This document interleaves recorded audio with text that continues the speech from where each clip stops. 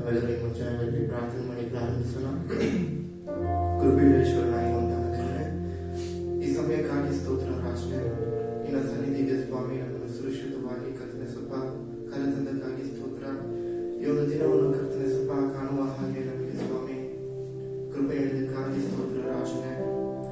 ಈ ಸಮಯದಲ್ಲಿ ರಾಜನೇ ನೀನು ಮಾಡಿರುವಂತಹ ಎಲ್ಲ ಒಂದು ಉಪಕಾರಗಳನ್ನು ನೆನೆಸಿ ರಾಜನೇ ನಿನ್ನನ್ನು ಸ್ತುತಿಸುವ ಹಾಗೆ ನಮ್ಮ ಹೃದಯಗಳನ್ನು ತೆರೆಯ ಮಾಡು ಕರ್ತನೆ ಸ್ವಲ್ಪ ದೇವರನ್ನು ಆರಾಧಿಸುವ ಹಾಗೆ ಕರ್ತನೆ ಸ್ವಲ್ಪ ನಮ್ಮ ತುಟಿಗಳನ್ನು ತೆರೆಯ ಮಾಡು ಕರ್ತನೆ ಸ್ವಲ್ಪ ದೇವರೇ ಸ್ವಲ್ಪ ನಮ್ಮ ಮನಸ್ಸಿನಲ್ಲಿ ನಮ್ಮ ಹೃದಯದಲ್ಲಿ ಸ್ವಾಮಿ ನೂತನ ಕೀರ್ತನೆಯನ್ನು ಸ್ವಾಮಿ ನೀನು ಕರ್ತನೆ ಸ್ವಲ್ಪ ಹುಟ್ಟಿಸು ರಾಜನೇ ಸ್ವಲ್ಪ ಯೇಸುವೇ ನಿನ್ನ ನಾಮವನ್ನು ಮೇಲೆತ್ತಲು ಕರ್ತನೆ ಸ್ವಲ್ಪ ನಮಗೆ ಸಹಾಯ ಮಾಡು ಸ್ವಾಮಿ.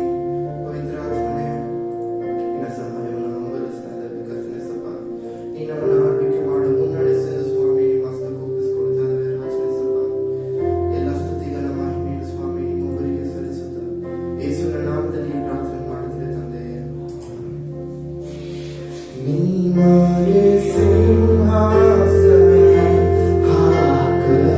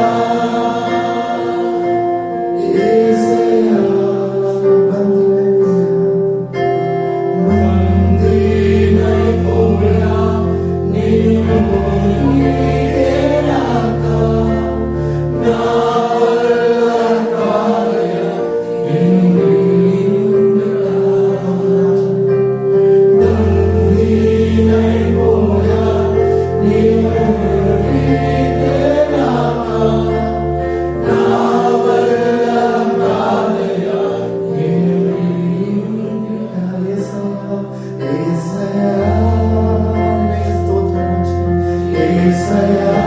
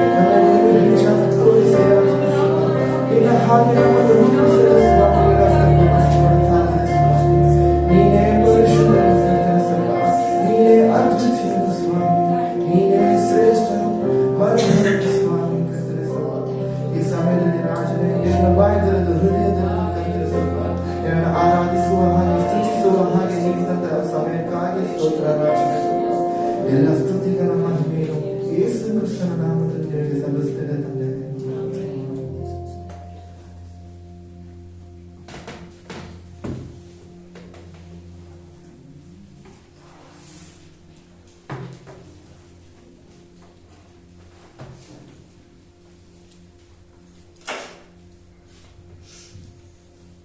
ಇವತ್ತು ಆಗಸ್ಟ್ ತಿಂಗಳ ಮೊದಲನೇ ದಿನ ಬೆಳಗಿನ ಜಾವದಲ್ಲಿ ನಾವು ನಮ್ಮ ಕಾರ್ಯಗಳ ದಶಭಾಗನ ಕೈಗಳಲ್ಲಿ ಇಟ್ಕೊಳ್ಳೋಣ. ನಾವು ಪ್ರಾರ್ಥನೆ ಮಾಡಿ ಅದರ ನಂತರ ನಾವು ಕೊಡುವವರಾಗಿದ್ದೇವೆ.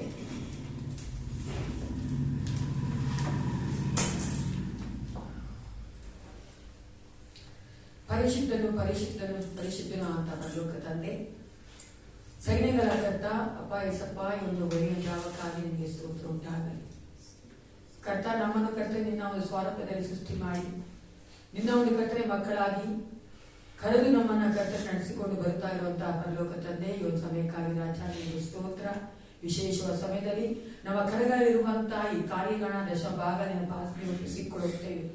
ಈ ತಿಂಗಳಲ್ಲಿ ಕರ್ತನೆ ನಾವು ಮೊದಲನೇ ದಿನದಲ್ಲಿ ನಿನ್ನ ರಾಜ್ಯದಲ್ಲಿ ಬಿತ್ತಿಸ್ತಾ ಇದ್ದೇವೆ ಏಸಪ್ಪ. ಅದಕ್ಕೆ ಪ್ರತಿಫಲವನ್ನು ಕೊಯ್ದುಕೊಳ್ಳುವಂತೆ ನೀನು ಮಾಡಬೇಕು ನಾವು ಒಪ್ಪಿಸಿಕೊಡುತ್ತೇನೆ. ದೇವಾ, ನಿನ್ನ ರಾಜ್ಯವನ್ನು ಕರ್ತನೆ ವಿಸ್ತರಿಸುವುದಕ್ಕಾಗಿ ಈ ಸಭೆಯ ಕರ್ತನೆ ಒಂದೊಂದು ಕಾರ್ಯಗಳಿಗೆ ಉಪಯೋಗಿಸಲ್ಪಡುವಂತೆ ನಿನ್ನ ಮಹಿಮೆಗೋಸ್ಕರವಾಗಿ ಏಸಪ್ಪ ಈ ಕಾರ್ಯಗಳು ನಾವು ಕೊಡುತ್ತಾ ಇದ್ದೇವಲ್ಲ ಕರ್ತ. ನೀನು ಇದನ್ನ ಕರ್ತನೆ ಅಂಗೀಕರಿಸಿಕೊಂಡವನಾಗಿದ್ದು ನಮ್ಮೆಲ್ಲರನ್ನ ಆಶೀರ್ವದಿಸಬೇಕೆಂದು ನಾನು ಒಪ್ಪಿಸಿಕೊಡುತ್ತೇನೆ.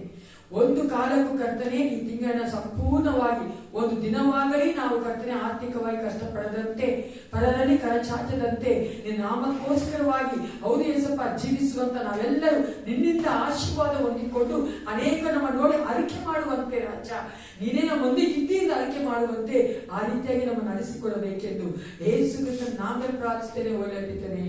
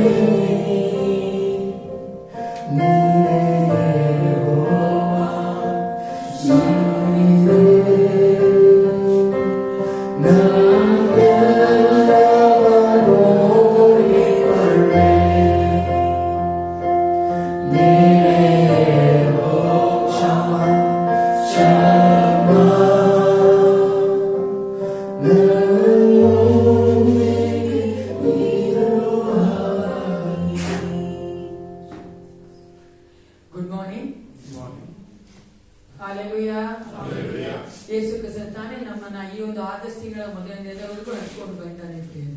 ನಾವು ಜುಲೈ ತಿಂಗಳನ್ನ ಹಿಂದಿರುಗಿ ನೋಡುವುದಾದ್ರೆ ಪ್ರತಿ ದಿನ ಪ್ರತಿ ಕ್ಷಣ ನಮ್ಮ ಒಂದು ಭಾರವನ್ನ ಹೊತ್ತಂತ ಯೇಸಪ್ಪನಿಗೆ ನಾವು ಸ್ತೋತ್ರ ಮಾಡಬೇಕು.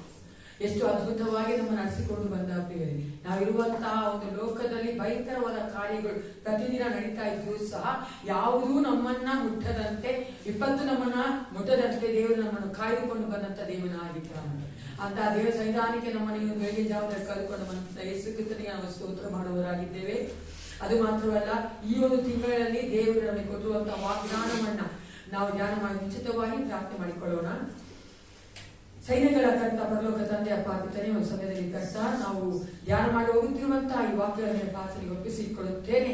ನೀನು ವಾಕ್ಯಗಳ ಮೂಲಕವಾಗಿ ನಮ್ಮೊಟ್ಟಿಗೆ ಮಾತನಾಡು ಅಪ್ಪ. ಈ ತಿಂಗಳ ಸಂಪೂರ್ಣವಾಗಿ ಈ ವಾಕ್ಯಗಳು ನಮ್ಮನ್ನ ಬಲಪಡಿಸುವಂತೆ, ಆಧರಿಸುವಂತೆ, ನಿನ್ನ ಒಂದು ಕರ್ತನೆ ಮಾರ್ಗದಲ್ಲಿ ನಾವು ಇನ್ನೂ ಹೆಚ್ಚಾಗಿ ಜೀವಿಸುವಂತೆ ಬಲ ಕೊಟ್ಟು ನಡೆಸಬೇಕೆ ನಾವು ಒಪ್ಪಿಸಿಕೊಳ್ಳುತ್ತಾ ಯೇಸು ಕ್ರಿಸ್ತನ ನಾಮದಲ್ಲಿ ಪ್ರಾರ್ಥಿಸುತ್ತೇನೆ. ಒಳ್ಳೆಯದಿದ್ದೇನೆ. ನಮ್ಮ ಸತ್ಯವೇದಗಳ ಮತ್ತಾಯ 11:28-30 ವಚನವನ್ನು ತಿಳಿಸ್ಕೊಳ್ಳೋಣ ಪ್ರಿಯರೇ.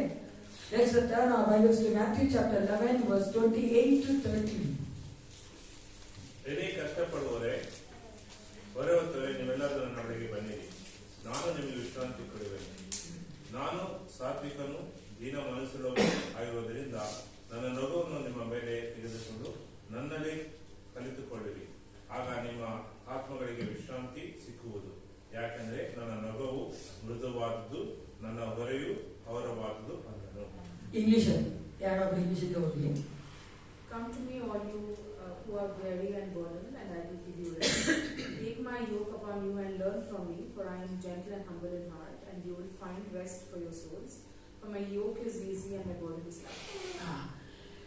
ಇಲ್ಲಿ ನಾವು ನೋಡುವಂತ 3 ವಚನಗಳಲ್ಲಿ ಯೇಸು ಕ್ರಿಸ್ತನ ಹೃದಯ ಎಂಥದ್ದು ಅಂತ ನಾವು ನೋಡುತ್ತೇವೆ. ಅದಕ್ಕೆ ಒಬ್ಬ ಥಿಯಾಲಜಿ ನೀಟಾಗಿ ಹೇಳ್ತಾರೆ, ಚಾರ್ಲ್ಸ್ ಸ್ಪರ್ಜನ್ ಅನ್ನೋರು, ಈ ಒಂದು ಕಡೆಯೇ ಎಲ್ಲಾ ಸುವಾರ್ತೆಗಳಲ್ಲಿ ಯೇಸು ಕ್ರಿಸ್ತ ತನ್ನ ಹೃದಯದ ಕುರಿತಾಗಿ ಮಾತನಾಡಿದ್ದಾನೆ ಅಂತ. ಆತನು ಏನಾಗಿದ್ದ, ಆತನ ಹೃದಯ ಹೆಂಗಿದೆ ಅಂತ ಹೇಳ್ತಾರಂತೆ. ಆತನು ಸಾತ್ವಿಕನು, ಹಲೋ, ದೀನ ಮನಸ್ಸುಳ್ಳವನು ಆಗಿದ್ದಾನೆ ಅಂತ ಹೇಳ್ಬೇಕಾದ್ರೆ ಈ ಒಂದು ಜಾಗದಲ್ಲಿ ನಾವು ಆತನ ಕುರಿತಾಗಿ ನೋಡುವವರಾಗಿದ್ದೇವೆ. ಈ 3 ವಚನಗಳಲ್ಲಿ ನಾನು ಯಾಕೆ ಇಂಗ್ಲಿಷಲ್ಲಿ ಫಸ್ಟ್ ಕಮ್ ಅಂತಿದೆ, ಅದಕ್ಕೋಸ್ಕರವಾಗಿ ನಾವು ಈ 3 ವಚನಗಳಲ್ಲಿ ನೋಡುವಂತ ಕೆಲವೊಂದು ಕಾರ್ಯಗಳನ್ನ ನಾವು ಧ್ಯಾನ ಮಾಡೋಣ. ಈ ಒಂದು ತಿಂಗಳು ಸಂಪೂರ್ಣವಾಗಿ ದೇವರು ಈ ವಾಗ್ದಾನದ ರೀತಿಯಾಗಿ ನಮ್ಮ ನಡೆಸಬೇಕೆಂದು ನಮ್ಮ ಪ್ರಾರ್ಥನೆ ಆಗಿರಬೇಕು. ದೇವರು ವಾಗ್ದಾನ ಕೊಡುತ್ತಾನಂದ್ರೆ ಅದು ನಮಗೆ ನಾವು ತೆಗೆದುಕೊಳ್ಬೇಕು, ನಾವು ಅದನ್ನು ಅರಿಕೆ ಮಾಡಬೇಕು. ಬರೀ ಒಂದು ವಾಗ್ದಾನ ಕೊಟ್ಟಿದ್ದಾನಂತ ಈ ದಿನ ಬಂದು ಕೇಳಿ ನಾವು ಧ್ಯಾನ ಮಾಡಿ ಹೋಗೋದಲ್ಲ. ಪ್ರತಿದಿನ ಒಂದು ವಾಕ್ಯ ನಮ್ಮ ಹೃದಯದಲ್ಲಿ ಯೋಚನೆ ಮಾಡ್ತಾರ, ಮನಸ್ಸುಗಳು ಯೋಚನೆ ಮಾಡ್ತಾರ, ಬಾಯಿ ಅರಿಕೆ ಮಾಡ್ತಾ ಇರಬೇಕು. ಆಗ ದೇವರು ನಾವು ಆ ವಾಗ್ದಾನದ ರೀತಿಯಾಗಿ ನಾವು ನಡೆಯುವಂತೆ ದೇವರು ನಮ್ಮನ್ನ ನಡೆಸಿಕೊಂಡು ಹೋಗ್ತಾ ಇರ್ತೀವಿ. ಈ ಸಮಯದಲ್ಲಿ ನಾವು ನೋಡುತ್ತೇವೆ, ಆ ವಚನ ಮೊದಲನೇದಾಗಿ ಏನ್ ಹೇಳ್ತದೆ, ಕಮ್ ಟು ಮೀ ಅಲ್ವಾ. ಕೈಗಾಡಿ ನೋಡುವುದಾದ್ರೆ, ಎಳೆ ಕಷ್ಟಪಡುವವರೇ ಹೊರೆ ಹೊತ್ತು ನೀವೆಲ್ಲ ನನ್ನ ಬಳಿಗೆ ಬನ್ನಿರಿ. This is the invitation from Jesus. Yesu ಕ್ರಿಸ್ತನು ನಮ್ಮನ್ನ ಕರೆಯುತ್ತಾ ಇದ್ದಾನೆ. ಎಲ್ರಿ ಹೇಳಿ, ಯೇಸು ಕ್ರಿಸ್ತ ನಮ್ಮನ್ನ ಕರೆಯುತ್ತಾ ಇದ್ದಾನೆ ಪ್ರಿಯರೇ. ಇಲ್ಲಿ ನೋಡುವುದಾದ್ರೆ ಯೇಸು ಕ್ರಿಸ್ತನು ಹೇಳ್ತಾ ಇಲ್ಲ, ನನಗೋಸ್ಕರ ಕೆಲಸ ಮಾಡಿ ನನ್ನ ನೆನೆಸ್ಕೊಳ್ಳಿ, ನನ್ನನ್ನು ಪ್ರೀತಿ ಮಾಡಿ ಅಂತ ಹೇಳ್ತಾ ಇರುವಂತದ್ದು, ನೀವು ನನ್ನ ಬಳಿಗೆ ಬನ್ನಿರಿ. ಯಾಕೆ ಈ ರೀತಿಯಾಗಿ ಯೇಸು ಕ್ರಿಸ್ತನು ಬನ್ನಿ ಅಂತ ನಮ್ಮ ಕರೀತಾ ಇದ್ದಾನೆ? ಅದರ ಅರ್ಥ ಏನು ಪ್ರಿಯರೇ?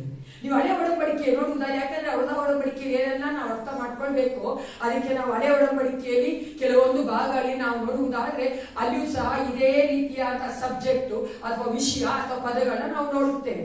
ಹಳೆ ಒಡಂಬಡಿಕೆಯೂ ಸಹ ದೇವರು ಅನೇಕ ಸಾರಿ ತನ್ನ ಮಕ್ಕಳ ಇಸ್ರೇಲ್ ಜನಗಳನ್ನ ಬನ್ನಿ ಬನ್ನಿ ಅಂತ ಕರೆಯುವಂತ ದೇವನಾಗಿದ್ದಾನೆ.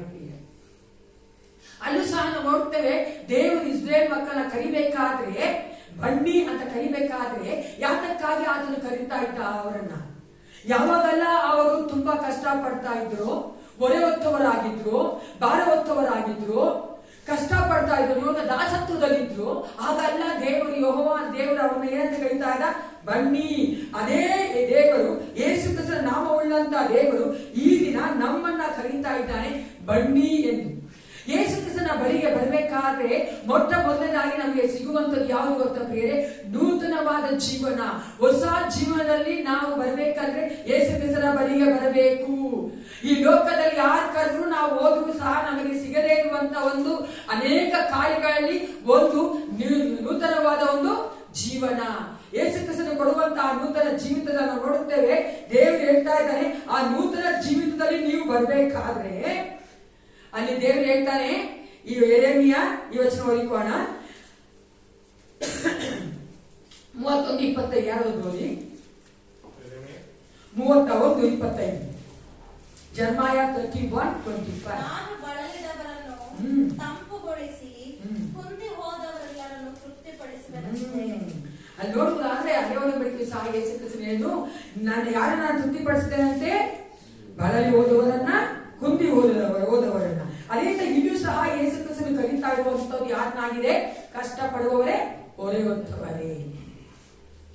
ಈ ಲೋಕದಲ್ಲಿ ಕಷ್ಟ, ಹೊರೆ ಅನ್ನೋದು ಇದ್ದಿದ್ದೇ ಪ್ರಿಯರೇ. ದೇವ್ರ ವಾಕ್ಯ ಕೂಡ ಹೇಳ್ತದೆ, ಏಸಪ್ಪ ಕೂಡ ಹೇಳ್ತಾನೆ, ಈ ಲೋಕದಲ್ಲಿ ನಿಮಗೆ ಸಂಕಟಗಳುಂಟು. ಕಷ್ಟ ಇಲ್ಲ ಅಂತಿಲ್ಲ, ಹೊರೆ ಇಲ್ಲ ಅಂತಿಲ್ಲ, ಭಾರ ಇಲ್ಲ ಅಂತಿಲ್ಲ. ಆದರೂ ಸಹ ನಾವು ಹೊರೆ ಹೊತ್ತಿರುವಂತವರನ್ನ, ಕಷ್ಟ ಪಡ್ತಾ ಇರುವಂತ ಯೇಸು ಕ್ರಿಸ್ತನು ಕರೀತಾ ಇದ್ದಾನೆ. ಏನ್ ಕೊಡ್ತೀನಿ ಅಂತ ಹೇಳ್ತಾನೆ?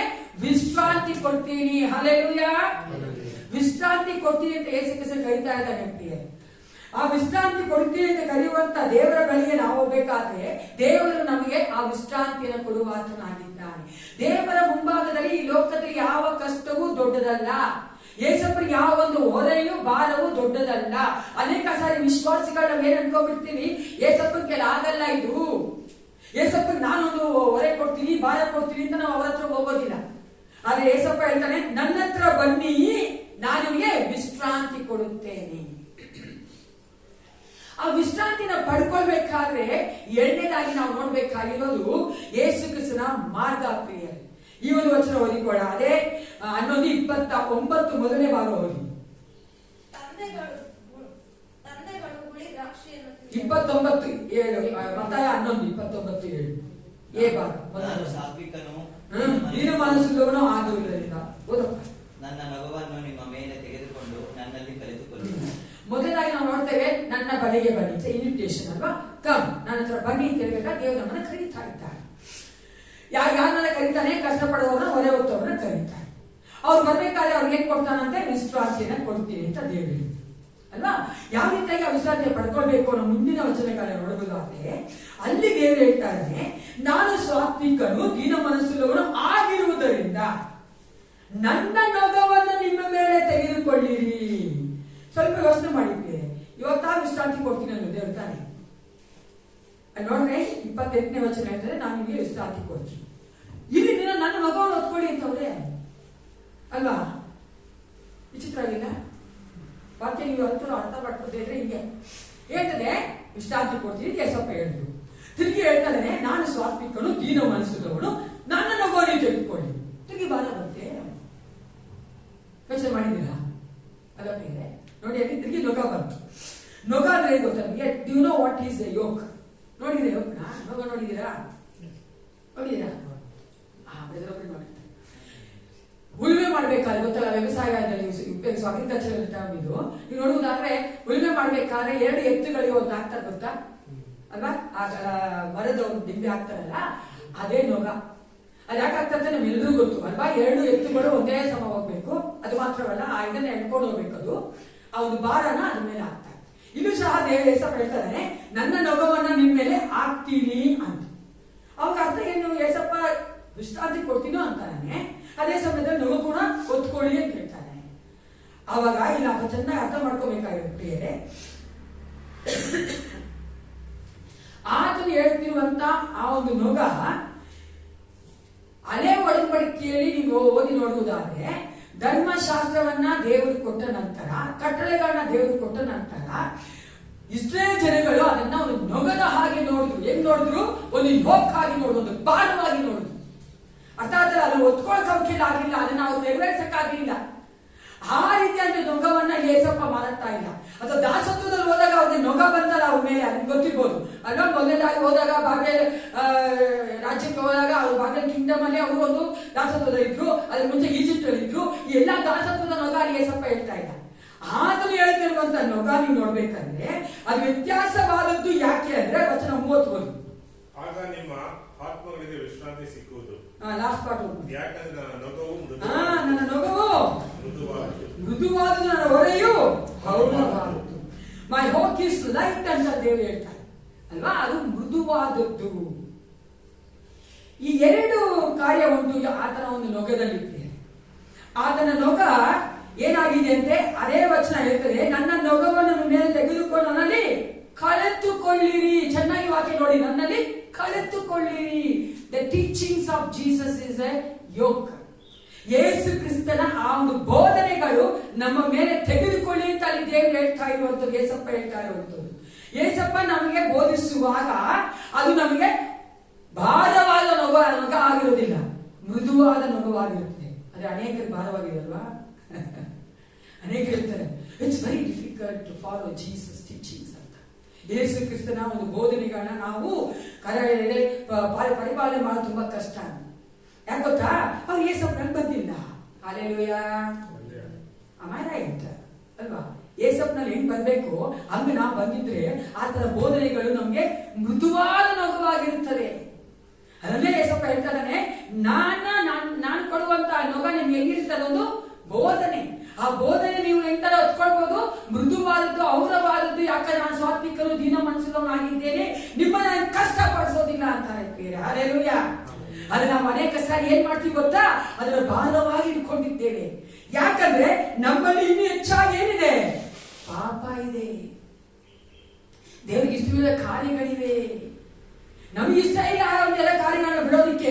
ಅದಕ್ಕೋಸ್ಕರ ನಮ್ಗೆ ಭಾರವಾಗಿದೆ. ಅದೇ ಒಬ್ಬ ಸೇವಕರು ಅಂತ ಹೇಳಿದ್ದಾರೆ,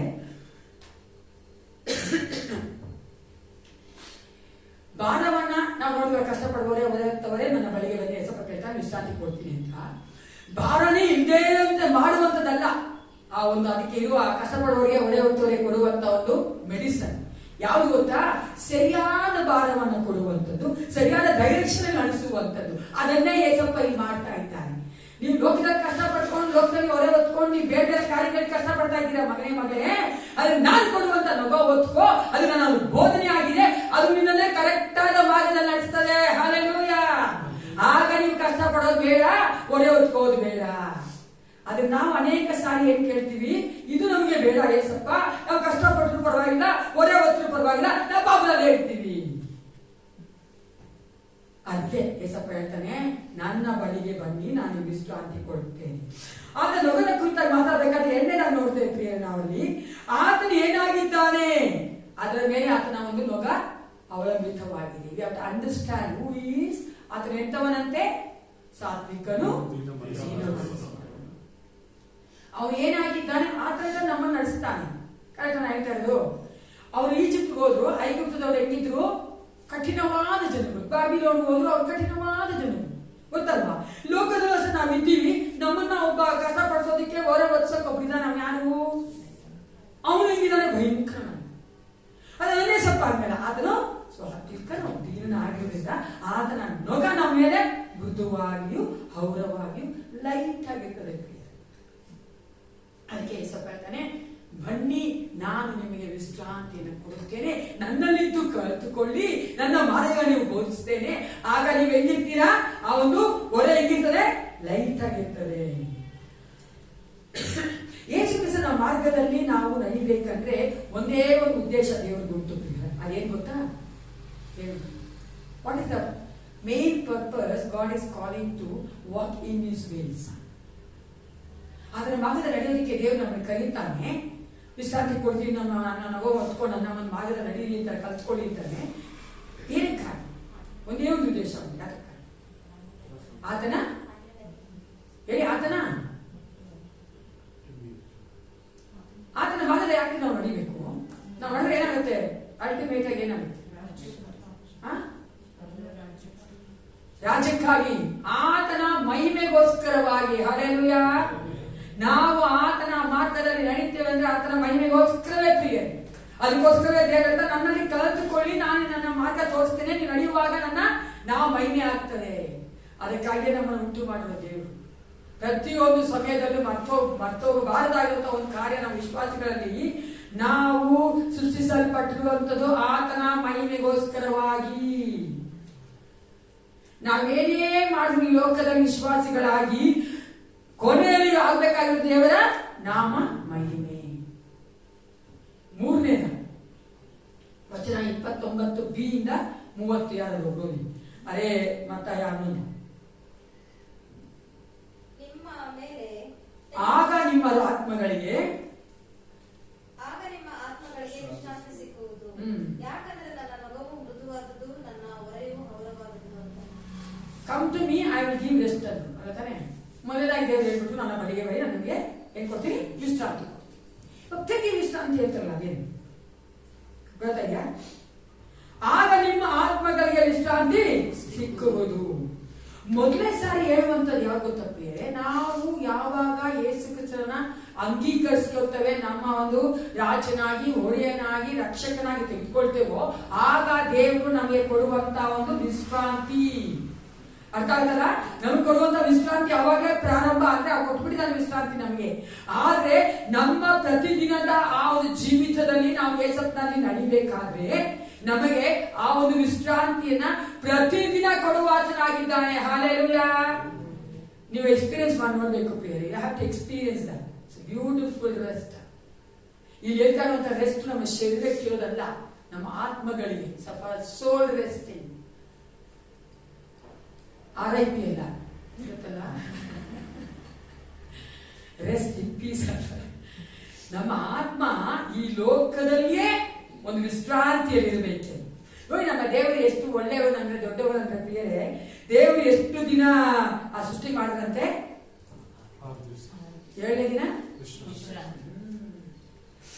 ದೇವರು ತುಂಬಾ ಒಳ್ಳೆಯವರು ಪ್ರಿಯರೇ. ಆ ವಾಗ್ದಾನವನ್ನು ಅವಾಗಲೇ ದೇವರು ಕೊಟ್ಬಿಟ್ಟ.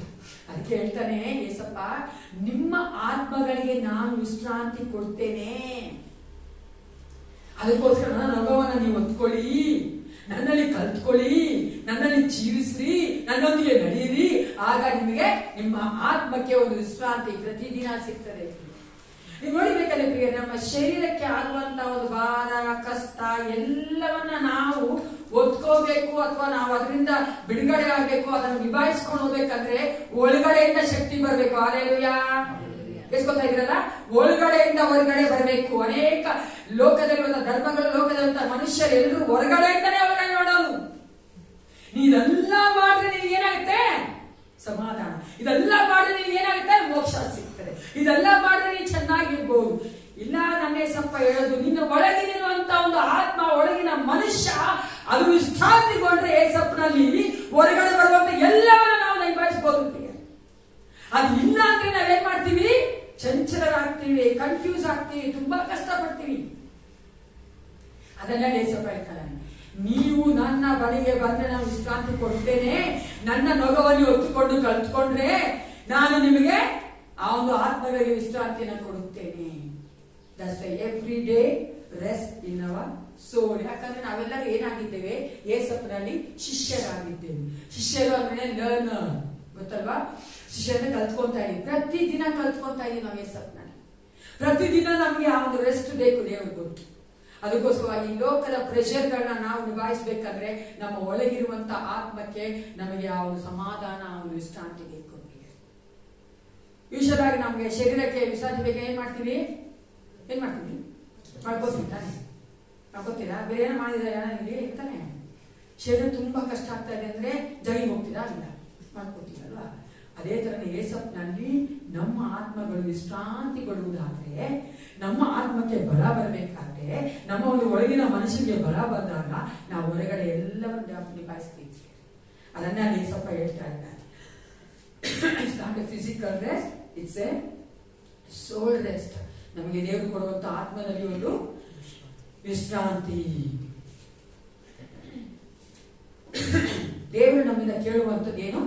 ನನ್ನ ಬಳಿಗೆ ಬನ್ನಿರಿ, ಕಮ್ ಟು ಮೀ. ಅನೇಕ ಸಾರಿ ನಮ್ಗೆ ಅದೇ ಕಷ್ಟ ಆಗೋಗುತ್ತೆ. ನೋಡಿದ್ದೀರಾ, ಈ ಬಿಸಿ ವರ್ಲ್ಡ್ ಅಲ್ಲಿ ನಮ್ಗೆ ಅದೇ ಕಷ್ಟ. ಏಸಪ್ಪ ಹತ್ರ ಹೋಗೋದೇ ಕಷ್ಟ. ಎಲ್ಲ ಮಾಡಕ್ ಮನ್ಸು ಬರುತ್ತೆ ನಮ್ಗೆ, ಅಲ್ವಾ? ಇದ್ರ ನಾವು ವಿಶ್ರಾಂತಿ ಪಡ್ಕೊಳಕ್ಕೆ ಮೊಬೈಲ್ ಇದೆ.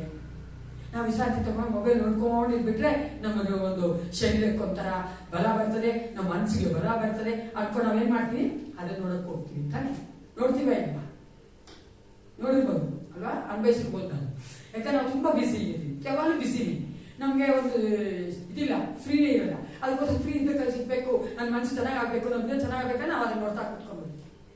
ಅದೇ ಏಸಪ್ಪನಲ್ಲಿ ಹೋದಾಗ ಯಾವ ತರವಾಗಿ? ಪ್ರಾರ್ಥನೆಯ ಮೂಲಕ, ಸತ್ಯವೇದ ಓದುವ ಮೂಲಕ, ವಾಕ್ಯಗಳನ್ನು ಕೇಳುವ ಮೂಲಕ, ಈ ರೀತಿಯಾಗಿ ನಾವು ಹೋಗ್ಬೇಕಾದ್ರೆ ನಮ್ಮ ಆತ್ಮಕ್ಕೊಂದು ವಿಶ್ರಾಂತಿಯನ್ನು ದೇವರು ಕೊಡುವ ಆತನಾಗಿದ್ದಾನೆ. ಸಮಯದವೆಲ್ಲರೂ ನಿಂತ್ಕೊಂಡಂಗೆ ದೇವರು ಈ ಒಂದು ತಿಂಗಳನ್ನ ಸಂಪೂರ್ಣವಾಗಿ ನಮ್ಮ ಆತ್ಮದಲ್ಲಿ ಆತನು ವಿಶ್ರಾಂತಿ ಕೊಡುವಂತೆ ದೇವರ ವಾಕ್ಯ ಒತ್ತಾಯ 11:28-30 ಹೇಳುವಂತೆ, ಎಲೇ ಕಷ್ಟಪಡುವವರೇ, ಒಲೆ ಹೊತ್ತವರೇ, ನೀವೆಲ್ಲ ನನ್ನ ಬಳಿಗೆ ಬಂದಿರಿ, ನಾನು ನಿಮಗೆ ವಿಶ್ರಾಂತಿ ಕೊಡುವೆನು. ನಾನು ಸ್ವಾತ್ವಿಕನೂ ದಿನ ಮನಸ್ಸುಳ್ಳವನೂ ಆಗಿರುವುದರಿಂದ ನನ್ನ ನೊಗವನ್ನು ನಿಮ್ಮ ಮೇಲೆ ತೆಗೆದುಕೊಂಡು ನನ್ನಲ್ಲಿ ಕಲಿತುಕೊಳ್ಳಿರಿ. ಆಗ ನಿಮ್ಮ ಆತ್ಮಗಳಿಗೆ ವಿಶ್ರಾಂತಿ ಸಿಗುವುದು. ಯಾಕಂದ್ರೆ ನಾನು ನನ್ನ ನೊಗವು ಮೃದುವಾದವರೆಗೂ ಹೌದವಾದವು ಅಂತೇನೆ. ಹೌದು ಪ್ರಿಯರೇ, ಈ ಲೋಕದಲ್ಲಿ ನಮ್ಗೆ ಅನೇಕ ಕಷ್ಟಗಳುಂಟು, ಅನೇಕ ಹೊರೆಗಳುಂಟು, ಭಾರಗಳುಂಟು. ಅದೆಲ್ಲವನ್ನು ಹೊತ್ತುಕೊಳ್ಳುವಂತ ನಾವುಗಳು ಏಸಪ್ಪನ ಬಳಿಗೆ ಬರಬೇಕಾದ್ರೆ ಆತನಿಗೆ ವಿಶ್ರಾಂತಿ ಕೊಡುವಂತನಾಗಿದ್ದಾನೆ. Let's claim this promise of August every day so that God can give the rest to our souls.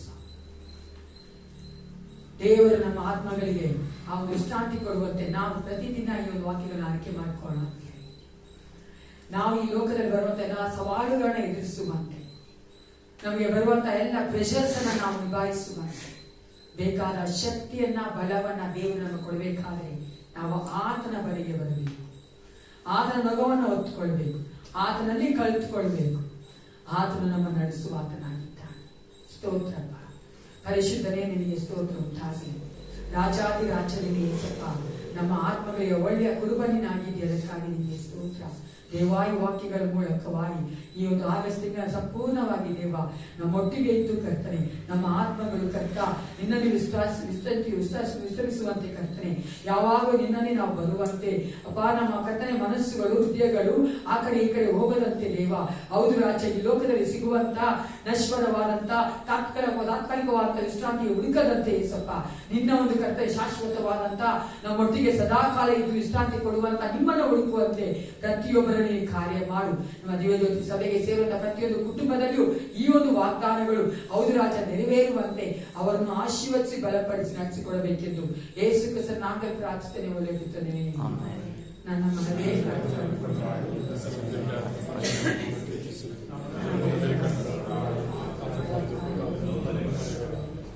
ನಮ್ಮ ಕರ್ತಾರ ಯೇಸು ಕ್ರಿಸ್ತನ ಕೃಪೆಯು, ದೇವರ ಪ್ರೀತಿಯು, ಪರಿಶುದ್ಧಾತ್ಮ ಅನ್ಯೋನ್ಯತೆಯು, ಸಹಾಯವು ಸಹವಾಸವು ಸದಾಕಾಲ ಮೇಲೆಟ್ಟಿಗಿರಲಿ. Let Jesus bless you according to this verse throughout August.